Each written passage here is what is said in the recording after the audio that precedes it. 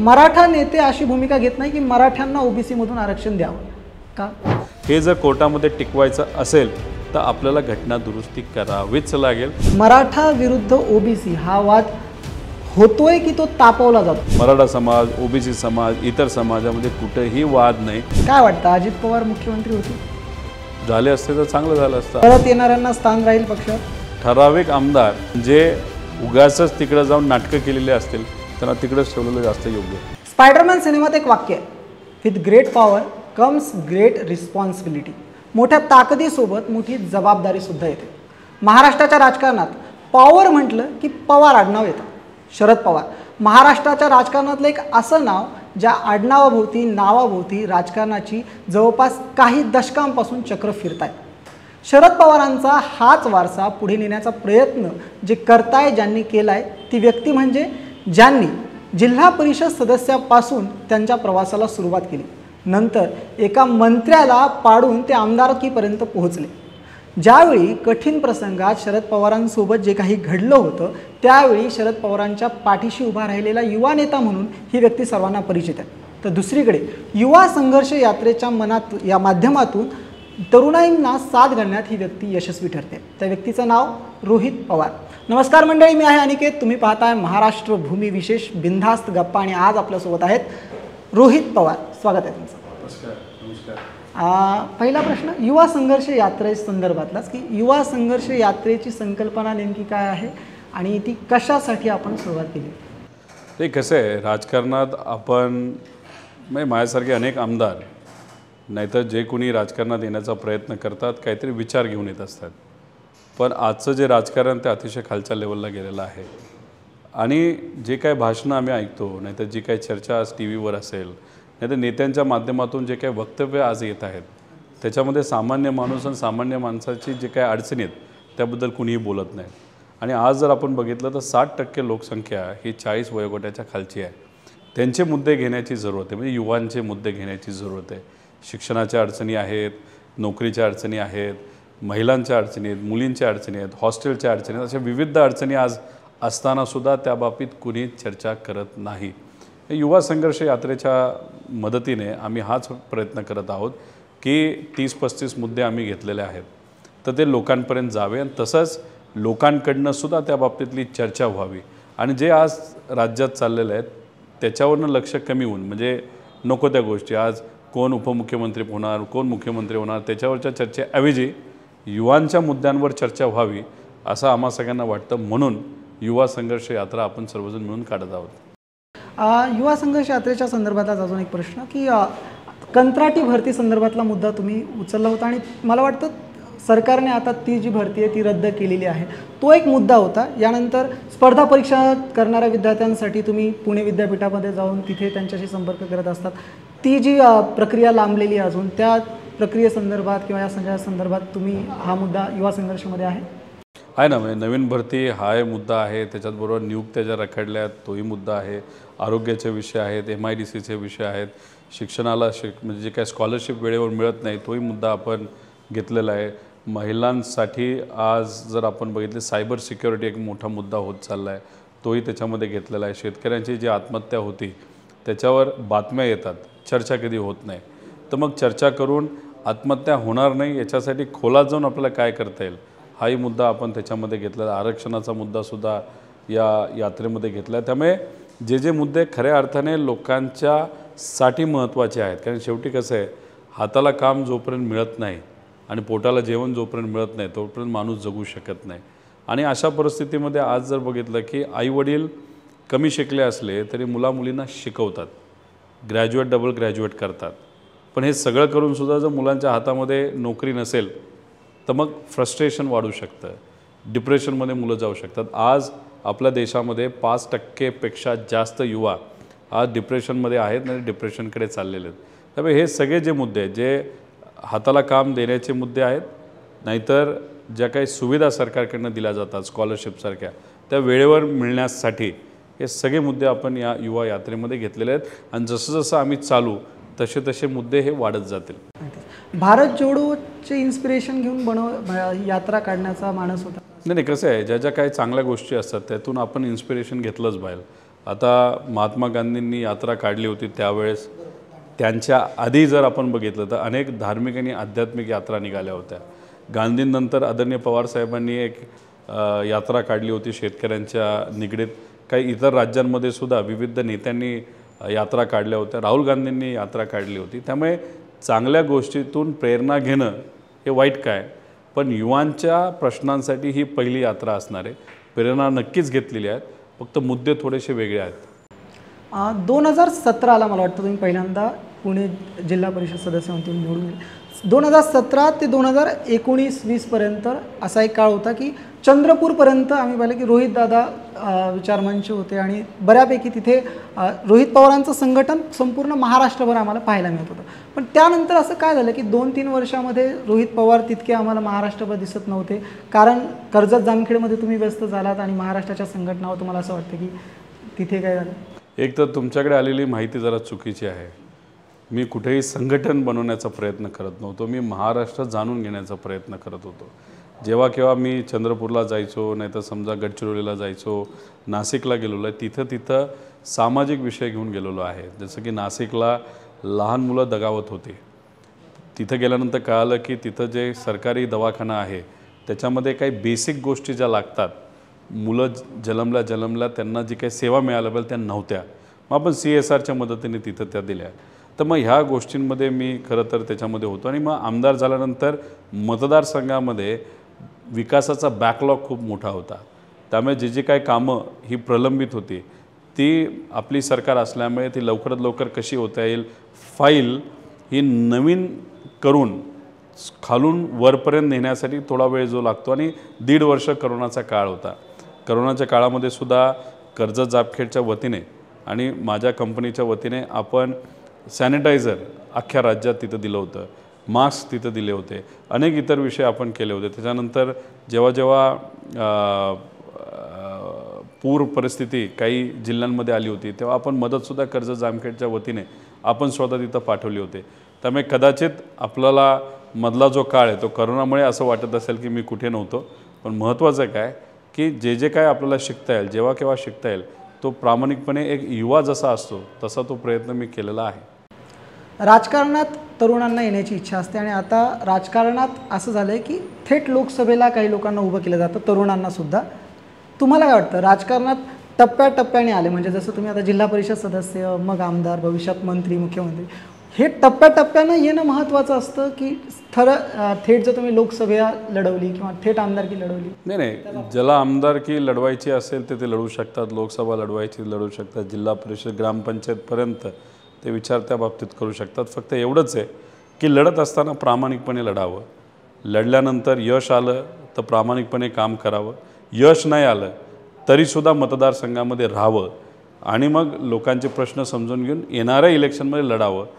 इलेक्शनपुरतं तुम्ही लढत असाल, मध्येच गायब होऊन परत इलेक्शनच्या वेळेसच जर येत असाल, लोकच तुम्हाला नाकारत असतात. आणि दुसरं, तुम्ही कुठल्याही कुटुंबातला असला की समजा एखादी व्यक्ती, जसं आम्ही आहोत, राजकीय पार्श्वभूमी आहे, पण राजकीय पार्श्वभूमी हे पहिल्या इलेक्शनला तुम्हाला मदत करत असतात.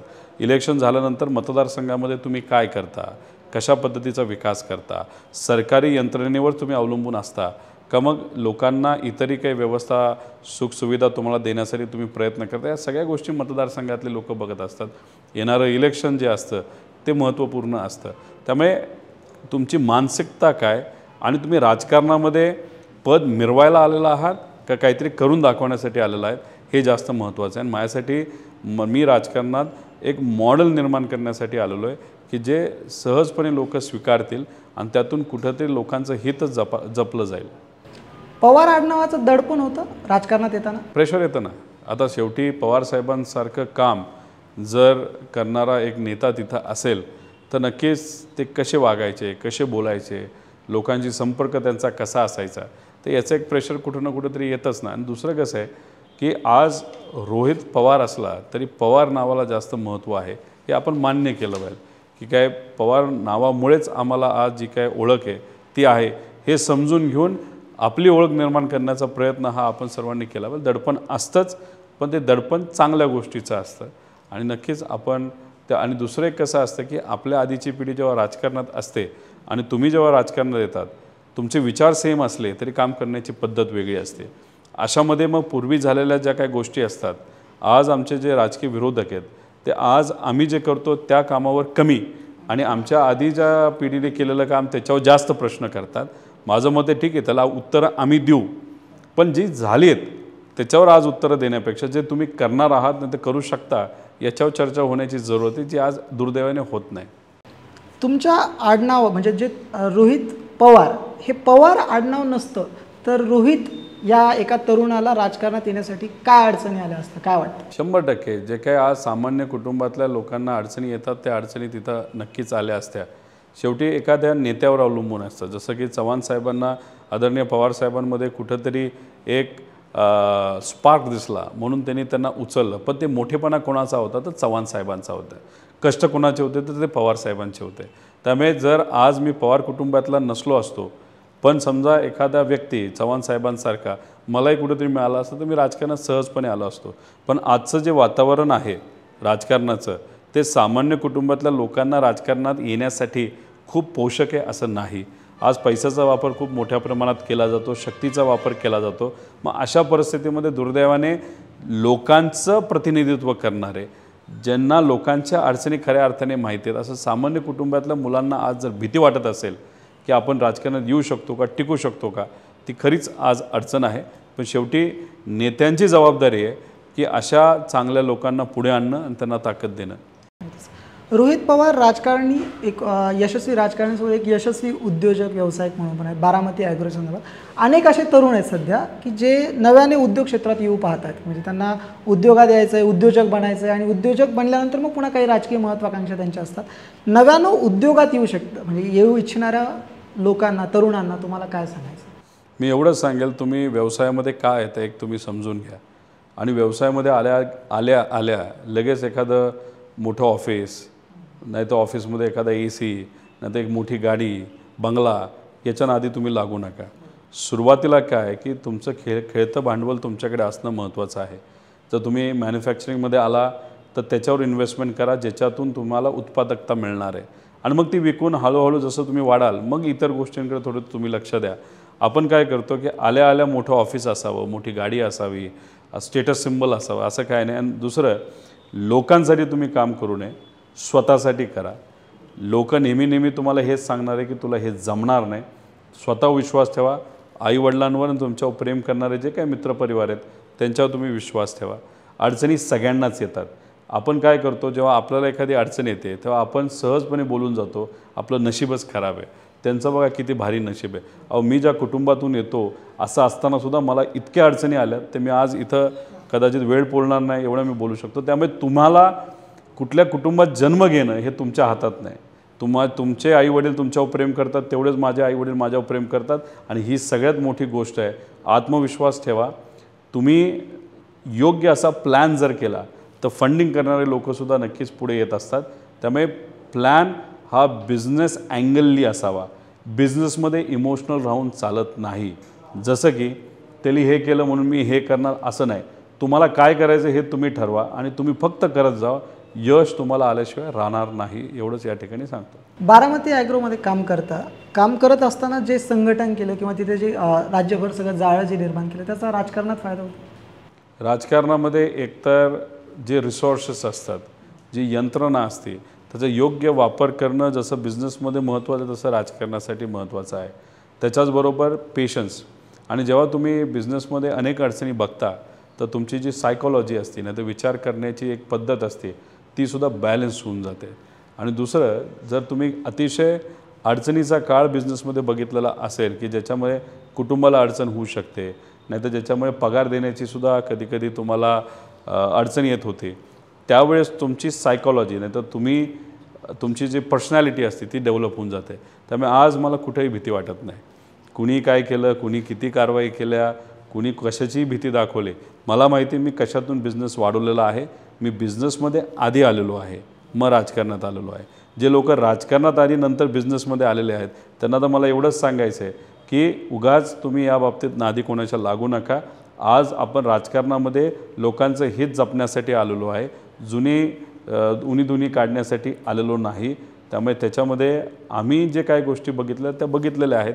त्यामुळे त्याचा आदर ठेवत नक्कीच जो काही सायकॉलॉजी आहे, नाहीतर एक विचारसरणी जी डेव्हलप झालेली आहे, रिलेशनशिप बिझनेसमध्ये पण महत्त्वाचं आहे, तसंच राजकारणामध्ये महत्त्वाचं आहे. आणि माझा जो स्वभाव आहे स्ट्रेट फॉरवर्ड, मुद्द्याचा बोला, हा कदाचित बिझनेसमध्ये आलेला आहे. मला गोल गोल गोल गोल गोल गोल बोलत टाईम घालवायला आवडत नाही. कविता गात गात अधिवेशनामध्ये लोकांचा टाईम जावा असं माझं इंटेन्शन नाही. माझं म्हणणं आहे ही अडचण आहे, त्याला हे सोल्युशन आहे, पटकनी सांगा हे होतं आहे का नाही, करायचं असेल तर कसं करायचं, त्याला किती रुपये लागणार आहेत, किती फंड लागणार आहेत, आणि गरिबापर्यंत ती योजना पोचवण्यासाठी काय करायचं हे तुम्ही मला सांगा. आणि अशा पद्धतीनेच बिझनेसमध्ये काम केलं जातं, जे कदाचित राजकारणामध्ये पॉलिसीच्या बाबतीत झालं पाहिजे. राजकारण इलेक्शन जिंकण्यासाठी वेगळी सायकॉलॉजी लागते, ते आम्ही समजू शकतो, पण काम करण्यासाठी आणि पॉलिसी आणण्यासाठी सायकॉलॉजी, स्ट्रेट फॉरवर्ड आणि मुद्द्याचं बोला आणि मुद्द्याचंच करा, हीच पॉलिसी असावी असं मला वाटतं. कारवाईचा उल्लेख केला. बारामती ॲग्रोवर ईडीच्या रेट्स पडल्या होत्या मागे काही दिवसांपूर्वी. बरंच काय झालेलं आहे, ते होत राहतील. नाही, कोर्टाचा विषय वेगळा, तुम्ही ज्या संस्थेच्याबद्दल बोलला तो विषय मुद्दा, पोल्युशनचा वेगळा, एक्साईजचा वेगळा, मग GSTचा वेगळा, इन्कम टॅक्सचा वेगळा, हे सगळे विषय आहेत ना, ते त्रास होत राहतात, करत राहतात. त्यांना जेवढं करायचं ते करत राहावा. उलट माझं मत आहे की जेवढं कराल तेवढी ऊर्जा मला त्यातून जास्त मिळेल. कारण की शेवटी युवा पिढीला काय लागतं, तर कुणीतरी मुद्दामून तुम्हाला त्रास जेव्हा देते असं कळतं, तेव्हा तुम्ही उलट जास्त ताकदीने तिथं काम करत असतात. ही तर मराठी माणसांची ताकद आहे आणि युवांची ताकद आहे. त्यामुळे ज्यांना किती त्रास द्यायचा आहे ते तुम्ही द्या, आम्ही तेवढं जास्त पुढं जात जाऊ. पवार फॅमिली बघितलं तर पवारांचं इंटरनल बॉन्डिंग नेमकं एकमेकांशी कसं आहे सगळं, आणि आता गेल्या काही महिन्यात त्यात काही बदल झाला आहे का? आम्ही तसं फॅमिली गेट टुगेदरसाठी अजूनपर्यंत तरी एकत्रित आलेलो नाही, पण अजितदादांच्या म्हणजे माझ्या काकी सुनित्रा काकींच्या वाढदिवसानिमित्त 60व्या वाढदिवसानिमित्त अनेक कुटुंबीय एकत्रित आले होते. दुर्दैवाने त्या दिवशी मी नव्हतो, माझे कुटुंबीयसुद्धा गेले होते. त्यामुळे असं जेव्हा ऑकेजन असतं तेव्हा आमची चर्चा नॉर्मल असते, कुटुंबाची असते. पण शेवटी राजकारण, राजकीय विचार जर बघितलं तर कुटुंबापासून ते वेगळे असतात. तिथं नक्कीच आमचा संघर्ष आहे. पवारांची दिवाळी जी आहे ती सगळ्यांची सोबत पाहायला मिळते. म्हणजे प्रत्येक वेळा आम्ही बघतो की दिवाळीचे ग्रुप फोटोज येतात. यावेळी ती दिवाळी एकत्र होईल, भाऊबीज दिवाळी. कारण सुप्रियाताई पण मागे बोललं होतं की आम्ही म्हणजे बहीण भावाचं आमचं नातं अजूनही तसंच आहे. भाऊबीजेला मी पारनेरला आहे माझ्या कुटुंबाबरोबर. मी जेव्हा पाडवा असतो त्या दिवशी बीडमध्ये आहे, कारण का तिथं काही हेतूतून काही लोकांनी मुद्दामून काही आमदारांची घरं जाळली, काही दुकानं फोडली, त्याच्यामध्ये राष्ट्रवादीचं ऑफिससुद्धा जाळलं होतं. त्यामुळे निर्णय घेतलेला आहे माझ्या कुटुंबाबरोबर पाडव्याला मी बीडच्या राष्ट्रवादीच्या ऑफिसला असणार, तिथं लोकांना भेटणार, कार्यकर्त्यांना भेटणार. गर्दी हा विषय नाही, पण महत्त्वाचं काय की एक संदेश देणं महत्त्वाचं आहे. तिथं असेल 12 तारखेला मी बुलढाण्याला आहे, 13 तारखेला मी विदर्भामध्ये आहे, 14 तारखेला मी म्हटलं तसं बीडला, 15ला पारनेरला असणार आहे, आणि 16 तारखेला मी माझ्या मतदारसंघात आहे, आणि 17 तारखेला आमची युवा संघर्ष यात्रा ही मतदारसंघातून सुरू होत आहे. म्हणजे या वर्षी दिवाळीला पवार कुटुंबाच्या फोटो फ्रेममध्ये तुम्ही नसणार, कारण बाकीची सगळी कामं असल्यामुळे. असू शकते. अजून एक मुद्दा राज्यभरात सध्या पेटला आहे, तो म्हणजे मराठा विरुद्ध OBC हा वाद होतोय की तो तापवला जातोय, आणि कोण तापवत आहे? होत नाही आहे, लोकांमध्ये या बाबतीतली चर्चा नाही आहे, पण काही लोक नक्कीच तापवत आहेत. लोकसभा इलेक्शन डोळ्यासमोर ठेवून कदाचित या बाबतीत प्रयत्न केले जात असावे असंच कुठेतरी जाणवतं आहे. का शेवटी जेव्हा इलेक्शन येतं तेव्हाच सगळे समाजाच्या नेत्यांना तिथं दिसायला लागतात, मग वातावरण तापवलं जातं, राजकीय पोळी भाजली जाते. पण या राजकीय पोळीमध्ये, कारण का जेव्हा जातीमध्ये धर्मामध्ये वाद निर्माण केला जातो आणि त्याच्यावर जे लोक राजकारण करतात त्यात फक्त राज्यकर्त्यांचं घर चांगलं राहतं, नाहीतर कुठंतरी राजकीय पोळी भाजल्यानंतर त्या पार्टीचं कुठंतरी भलं होतं, सामान्य लोकांचं कधी भलं होत नाही. म्हणून मी म्हणतो मुद्द्याचं बोला. आज लोकांना ज्या अडचणीत, युवांना ज्या अडचणीत, त्याच्यावर चर्चा करण्याची जरूरत आहे. सामान्य लोकांमध्ये मराठा समाज, OBC समाज, इतर समाजामध्ये कुठेही वाद नाही, कारण या भूमीमध्ये संतांचे विचार महत्त्वाचे आहेत, थोर व्यक्तींचे विचार महत्त्वाचे आहेत, ते रुजलेले आहेत. ते डिस्टर्ब करण्याचा प्रयत्न काही बलाढ्य शक्ती करत आहेत, पण शेवटी त्याच्यामागे फक्त आणि फक्त राजकारण आहे, आणि हे लोकांना कळतं. त्यामुळे 100% राजकारण तापवण्याचा प्रयत्न काही मोठ्या शक्तीच्या माध्यमातून होत आहे. सोशल मीडियात अशी चर्चा आहे दादा की ओबीसी आरक्षणासंदर्भात ओबीसी नेते थेट भूमिका घेतात की ज्यावेळी ओबीसी आरक्षणाचा मुद्दा येतो किंवा मराठ्यांना ओबीसीमधून आरक्षण देण्याचा म्हणजे प्रश्न येतो त्यावेळी ओबीसी नेते थेट भूमिका घेतात की मराठ्यांना आरक्षण द्यावं पण ओबीसीमधून देऊ नये. पण मराठा नेते अशी भूमिका घेत नाही की मराठ्यांना ओबीसीमधून आरक्षण द्यावं का? हे बघा, मी तुम्हाला एवढंच सांगेल की आपल्याला जर आरक्षण द्यायचं असेल तर मध्ये 50% पुढे कधी आरक्षण दिलं गेलं होतं? 2018ला दिलं होतं. किती टक्के दिलं होतं? तर 10% दिलं होतं. कशासाठी? तर EWS. कसं दिलं होतं? तर घटनादुरुस्ती करून दिलं होतं.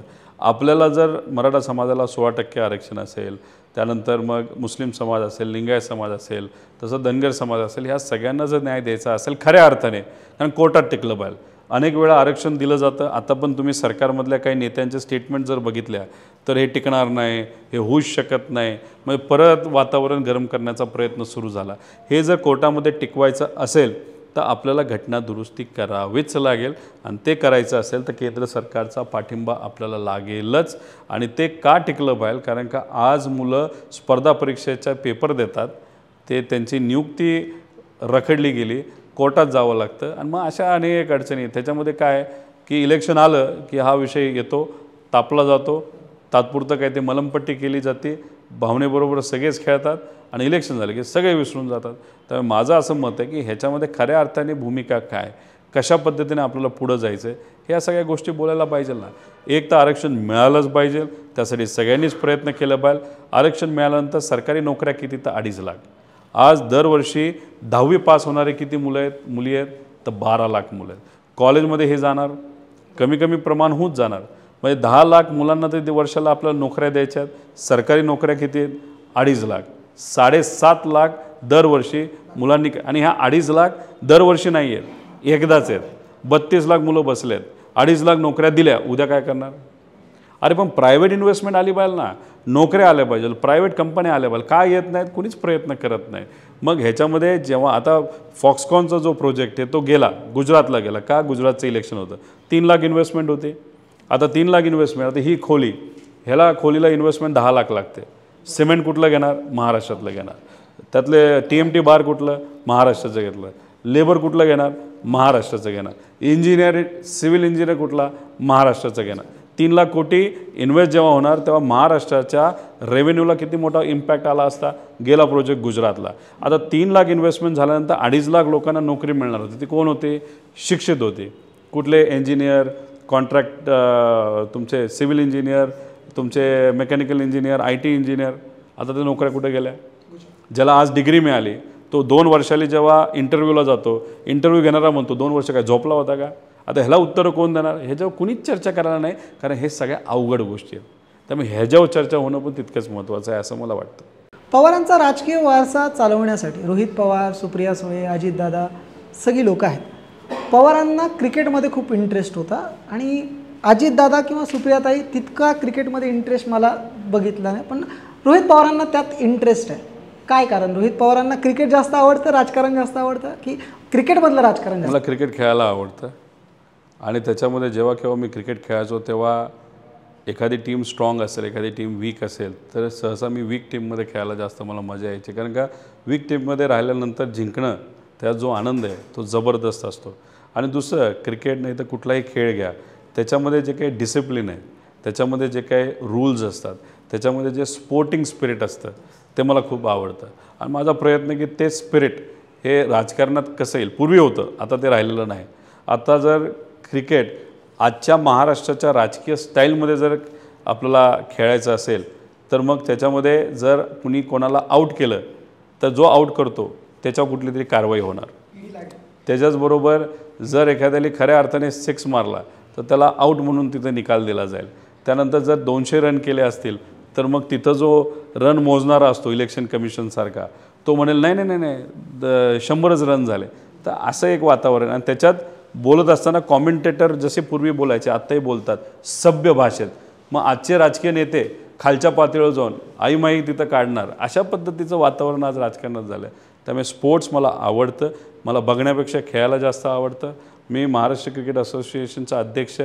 एक मॅच आत्तापर्यंत बघितलेली, या देशामध्ये कुठल्याही स्टेडियमला जाऊन अध्यक्ष म्हणून मी मॅच बघू शकतो. इंडिया वर्सेस पाकिस्तान मी बघितली नाही, कारण महाराष्ट्र आज तिथं वातावरण तापलेलं होतं, तिथं मी गेलेलो नाही.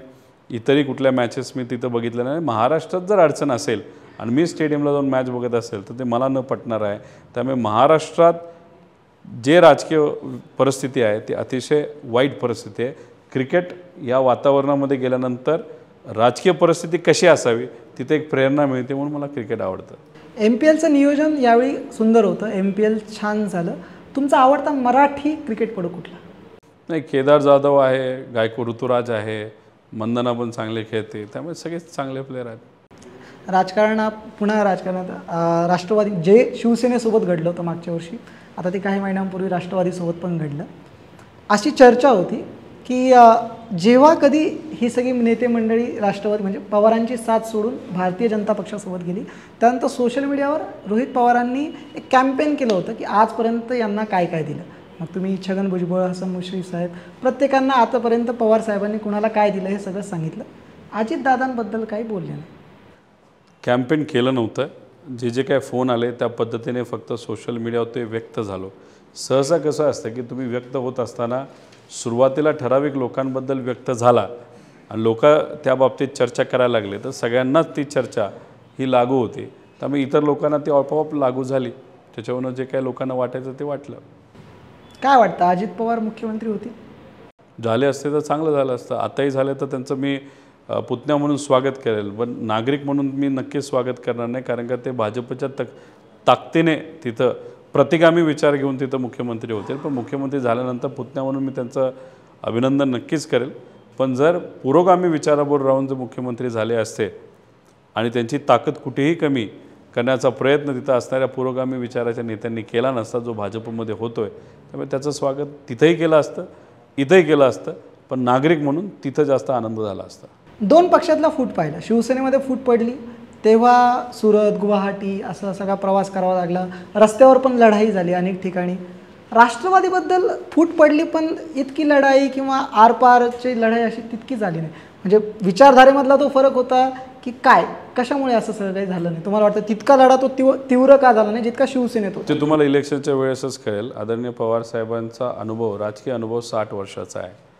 कुठं ना कुठे त्यांनी तो विचार केलाच असावा. आणि राहिला प्रश्न की आपलेच जे नेते आपल्याकडे होते पलीकडे गेले, त्यांच्याबरोबर जर आपण खालच्या पातळीवर जाऊन लढत राहिलो तर भाजपला जे पाहिजे ते आराममध्ये मिळतं.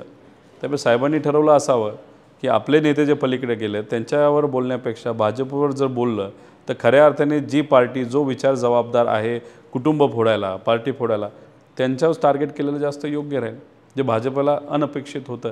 आणि राहिला प्रश्न, जे नेते उद्धव ठाकरे साहेबांना सोडून शिंदे गटामध्ये गेलेले आहेत आणि जे पवार साहेबांना सोडून आता भाजपबरोबर गेलेले आहेत, लोकसभा इलेक्शन होऊ द्या, त्यांच्यातले पण बरेच आमदार आणि बरेच नेते हे त्यांनाच त्यांच्या नेत्यांना सोडून काही BJPत जातील, काही त्यांच्याबरोबर राहतील आणि काही परत येतील.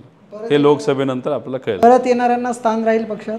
ठराविक आमदार जे कोणी प्रेशरखाली तिथे गेलेले आहेत त्या बाबतीत आदरणीय पवारसाहेब असतील, जयंतराव पाटील साहेब असतील आणि इतरही आमचे सर्व नेते ते त्यांच्याबद्दल सकारात्मक निर्णय घेतील. आणि जे उगाचच तिकडं जाऊन नाटकं केलेले असतील त्यांना तिकडंच ठेवलेलं जास्त योग्य आहे. आता एक ट्रेंड आला आहे की राजकारणात म्हणजे प्रत्येक राजकारणाला प्रत्येक गोष्टीवर व्यक्त व्हावं लागतं. काय हे प्रेशर असतं का की या गोष्टीवर आपण व्यक्त झालं पाहिजे, व्यक्त नाही झालं तर तुम्ही यावर का बोलले नाही? म्हणजे तुम्हाला हा अनुभव आला असेल कदाचित, सोशल मीडियावर तुम्ही एखादी एक वेगळी गोष्ट टाकलेली असेल आणि त्या खाली कमेंटमध्ये असतं की तुम्ही यावर बोला, तुम्ही यावर बोला, तुम्ही यावर बोला. ते यावर बोला याचं प्रेशर राजकारण्यांना आता टाकलं जातं. एक तर प्रेशर आम्ही घेत नसतो, मी तर कधीच घेत नाही. पण जर आपला अभ्यास बऱ्याच गोष्टींचा असेल तर आपण व्यक्त होतो.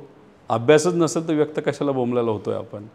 आणि राहिला प्रश्न युवांचा, युवांना जर एखादी गोष्ट खटकली, नाही आवडली तर बोलतात ना. तुम्ही जसं बोलता तसं मी बोलतो.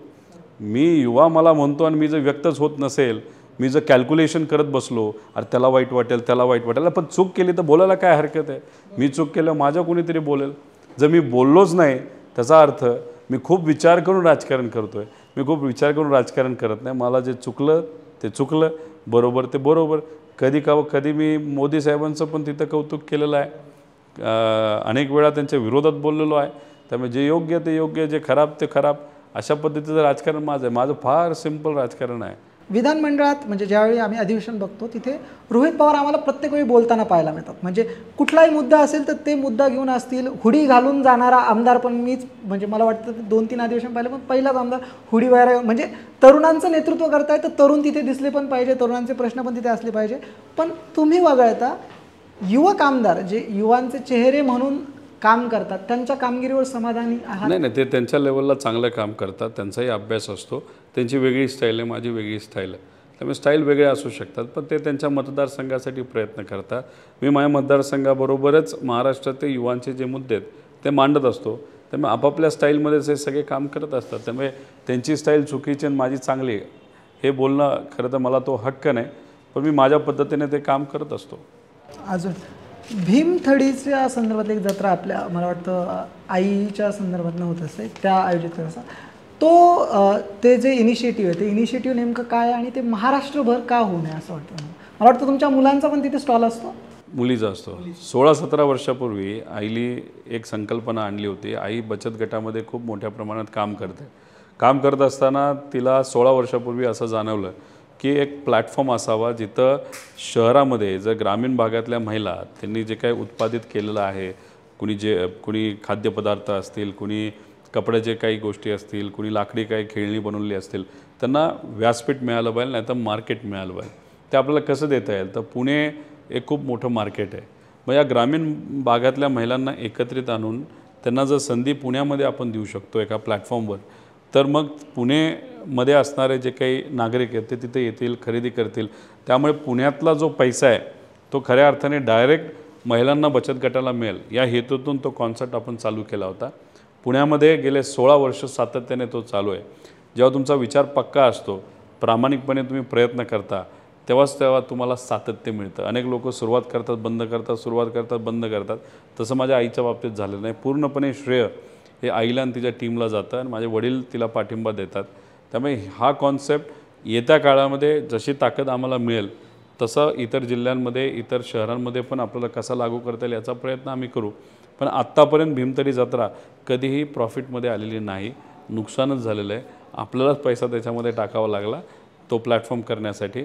त्यामुळे जिथं कुठं हे प्लॅटफॉर्म आपल्याला करता आले, जर कोणाला करायचे असतील राजकीय दृष्टिकोनातून नाही, तिथं आम्ही राजकारण करत नसतो, तर तिथं ते नक्कीच आपल्याला करता येईल. माझ्या मुलीचा एक स्टॉल गेल्या 2 वर्षांपासून आहे, कपडे टी शर्टचा असतो. अजून एक प्रश्न या संदर्भात, 2024चं काय गणित वाटतं तुम्हाला? म्हणजे जे सध्याचं सगळं राजकारण घडतं आहे, किंवा आता जसे इकडे 3 लोकं होती तसे तिकडेही 3 लोकं झालेली आहेत. भारतीय जनता पक्ष, शिवसेना शिंदे गट, अजित पवार गट, इकडेही आता ही आमने सामनेची लढाई चुरशीची होईल की एक सिंगल हँडेडली सामना असेल विधानसभेचा? काय होईल, कसं होईल याच्यापेक्षा एक तुम्हाला सांगतो, अनेक नवीन चेहऱ्यांना संधी मिळेल आणि लोकच निवडून देतील.